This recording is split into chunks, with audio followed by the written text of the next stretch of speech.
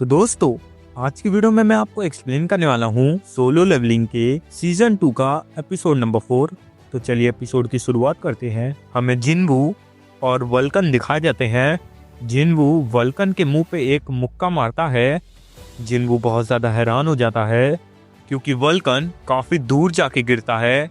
जिनवू ने अपनी पूरी ताकत भी नहीं इस्तेमाल करी थी, वल्कन इतनी दूर उड़ गया था। तभी जिनवू अपने स्टैट्स देखता है तो उसे पता चलता है उसने गलती से अपने स्ट्रेंथ को बढ़ा दिया था। वल्कन दोबारा से खड़ा हो जाता है, जिसके बाद वो अपनी ड्यूरेबिलिटी को बढ़ाता है और तेजी से जिनवू की ओर बढ़ने लगता है। जिनवू काफी मुश्किल से उसके हमले को डॉच करता है, लेकिन वल्कन रुकने का नाम ही नहीं ले रहा था। तभी जिनवू हवा में उछलता है। वल्कन अपने हमले की डायरेक्शन को चेंज कर लेता है। जिनवू बहुत ज़्यादा परेशान हो जाता है क्योंकि अब हवा में वो खुद को कैसे हिलाएगा। तभी जिनवू को याद आता है उसके पास डोमिनेटर्स टच है। वो डोमिनेटर्स टच का इस्तेमाल करके सीधा अपने आप को पीछे फेंकता है। वो काफी मुश्किल से वल्कन के हमले से तो बच जाता है और वो आसपास की चीजों को एनालाइज करने लगता है। तभी उसे एक गिरती हुई बिल्डिंग दिखती है। वो उस गिरती हुई बिल्डिंग की ओर बढ़ने लगता है। वल्कन भी गुस्से में उसके पीछे आ रहा था।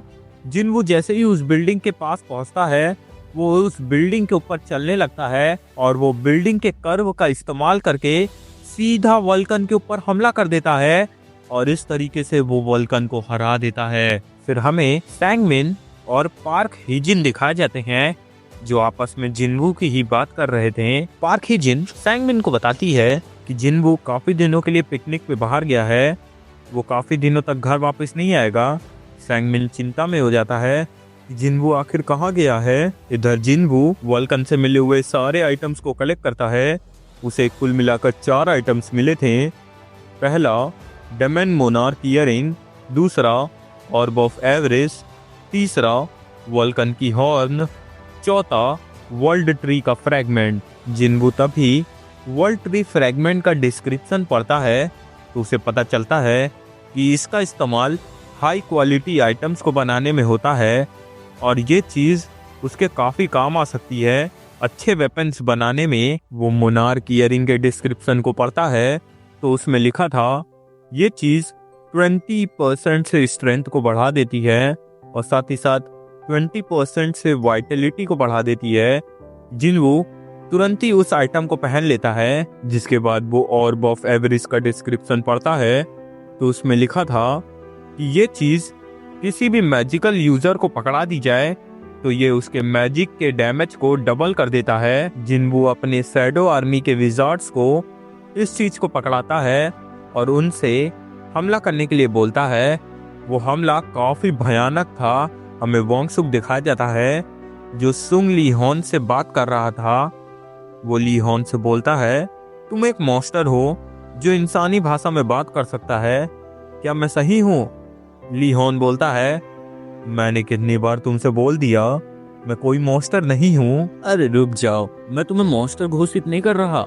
अगर तुम मेरे साथ कोऑपरेट करोगे तो मैं तुम्हारी जरूर मदद करूंगा। तो सबसे पहले मेरा ये सवाल है कि तुम उस डंजन में 10 सालों तक जिंदा कैसे रहे? क्या तुम अमर हो या फिर डंजन में मरा हुआ आदमी वापस जिंदा हो सकता है? ली हॉन बोलता है मैंने तुम्हें पहले ही बता दिया कि मैं वहाँ से काफी मुश्किल से निकला हूँ। वोंगसुक बोलता है अच्छा ठीक है, लेकिन तभी ली हॉन बोलता है रुको, मुझे भी तुमसे कुछ पूछना है। तुम्हें गेट और मॉन्स्टर्स के बारे में कितना पता है? क्योंकि ये गेट और मॉन्स्टर्स एक जंग की शुरुआत है। हाल ही में उनमें से एक जंग शुरू हो गई है और मेरा मकसद उसी जंग को रोकने का है। वोंगसुक बोलता है तो आखिरकार ये जंग और तबाही क्या है? ली हॉन बताने से मना कर देता है। वोंगसुक बोलता है ये आखिर कैसी जंग और तबाही है जिसके बारे में तुम मुझे बता नहीं सकते? क्या तुम उसको अकेले रोक लोगे? ली हॉन बोलता है तुम थोड़े बहुत तो ताकतवर हो, तुम्हें इतनी तो अकल होनी चाहिए कि मैं किसकी बात कर रहा हूँ। वो एक ऐसा जानवर है कि वो किसी को बख्शेगा नहीं, वो एक एक करके सबको मार डालेगा, इसलिए तुम उससे दूर ही रहो। वोंगसुक बोलता है तुमने मुझे अभी एक थोड़ा ताकतवर इंसान बोला, तुम ये सोचते हो कि तुम उस तबाही को अकेले रोक लोगे? तो मैं इसमें कुछ नहीं कर सकता।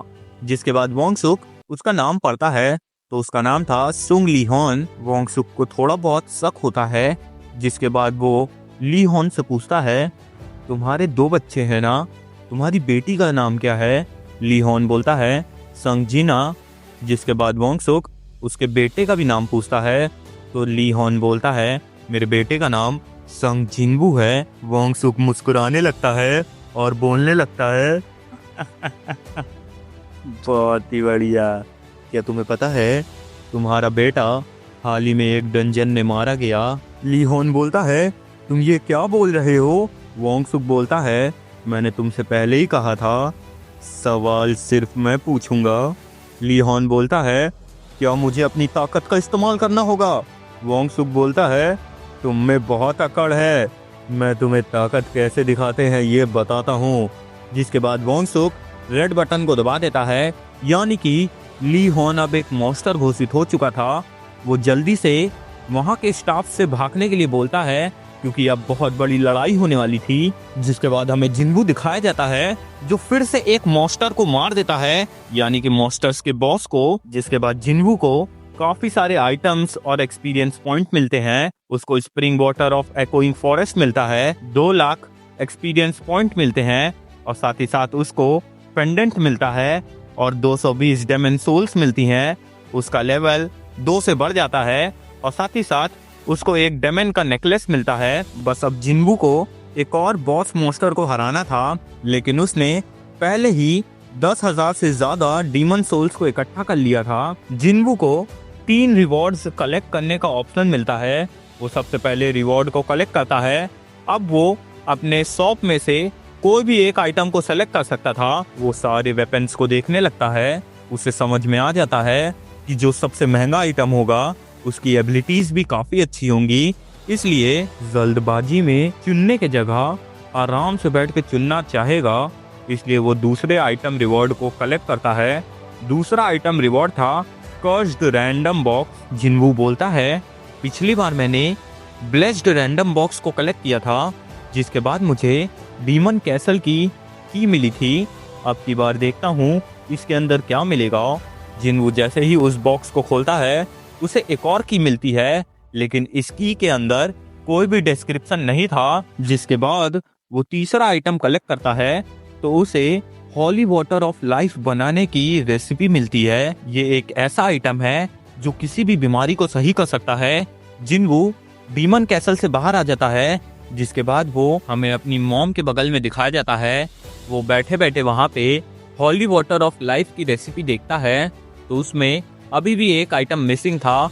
वो समझ जाता है कि वो आइटम उसको ऊपर वाले फ्लोर्स में मिलेगा। वो डिसाइड करता है वो इस रेसिपी को कंप्लीट करके अपनी मॉम की बीमारी को सही करेगा। जिसके बाद वो वापस से डीमन कैसल की ओर बढ़ जाता है। हमें वही जगह दिखाई जाती है जहाँ पे ली हॉन और वोंगसुक की लड़ाई हुई थी।